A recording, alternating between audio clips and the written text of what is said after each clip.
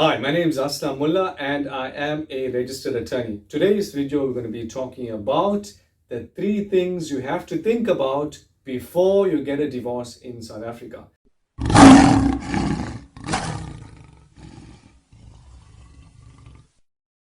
Number 1, what kind of marital system are you married in? In other words, do you have an anti-nuptial contract or are you married in community of property? A lot of clients come to us and say, can I take half of the assets? Can I take half of the liabilities? But you don't know which marital regime are you married in. So number 1 is check whether you have an anti-nuptial contract or you know the marital regime. Number 2, if you've got kids, you need to figure out who's going to have contact and access to those children. What's going to happen to their schooling arrangements? What happens on the weekends? When does your spouse see them? Who's going to contribute towards maintenance of those children? What about medical aid?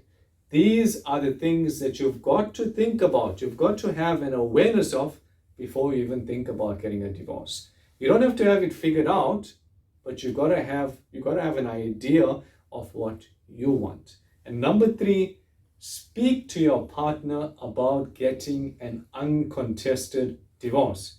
An uncontested divorce is where both parties agree on all the major issues. They agree on maintenance, they agree on the children, they agree on dividing their assets, etc. If you get an uncontested divorce, not only will it be cheaper, but much more faster than fighting over who gets the tea and cups in court. In short, an ugly arrangement between you leads to an ugly divorce. Divorce is an emotional time, but you've got to do some planning before you come and see your lawyer or before you decide to take the divorce.